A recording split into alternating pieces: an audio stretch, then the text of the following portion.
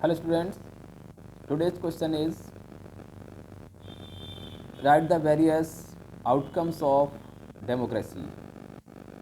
So the answer of this question is the first headline or first point, economic growth and development.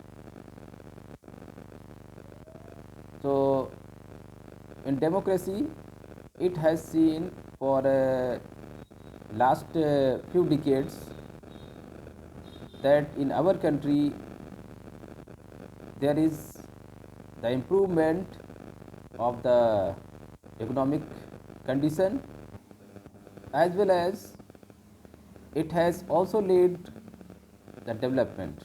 If you consider all democracies and all dictatorships for the 50 years between 1950 and 2000, then you will find that dictatorships have slightly higher rate of economic growth, but the inability of democracy to achieve higher economic development worries us.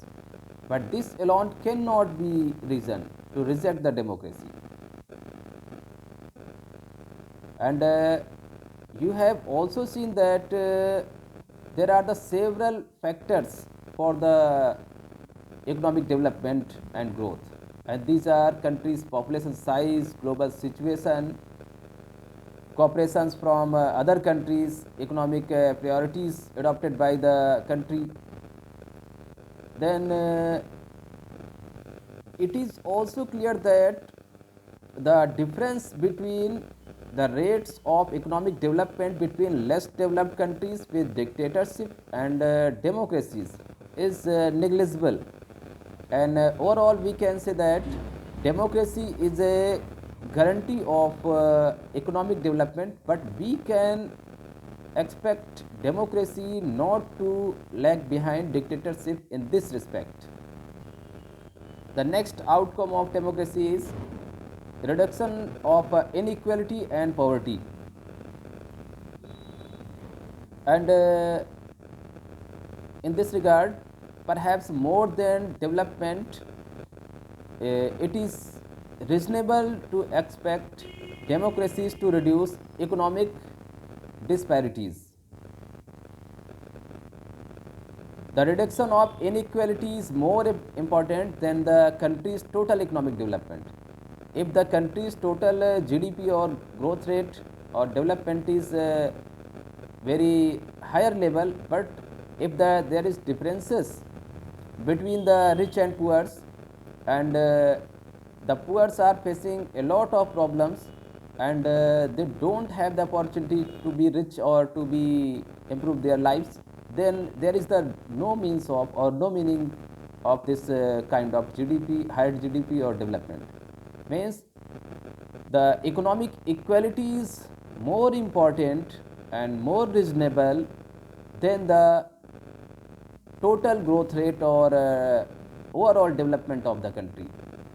If the people are living very comfortably and with all the basic needs, then it is superior than the higher economic growth of the country.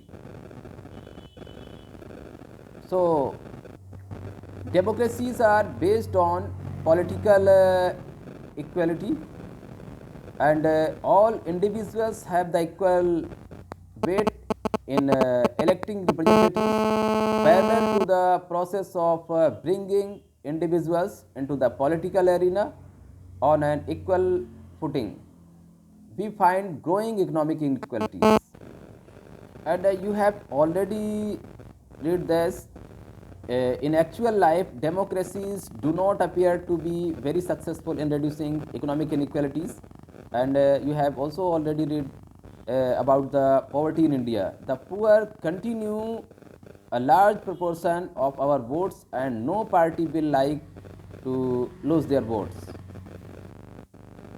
Now, the next outcome is accommodation of the social diversity. And social diversity is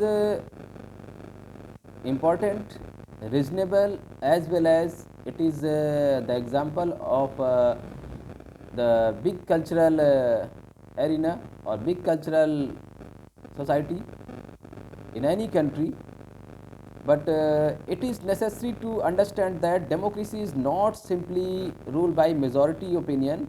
The majority always needs to work with the minority so that government function to represent the general views. Majority and minority opinion are not permanent. It is also necessary that rule by majority does not become rule by the majority community in terms of the religion or race or the linguistic group.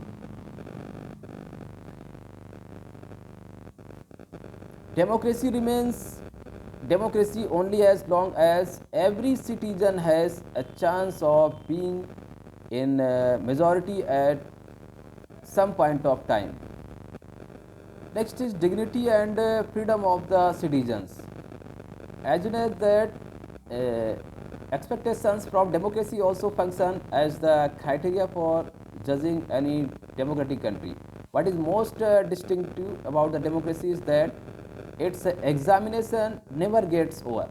As democracy passes one test, it produces another test.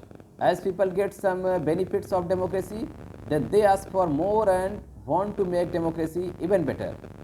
So this is why when we ask people about the way democracy function, they will always come up with more expectation and many complaints.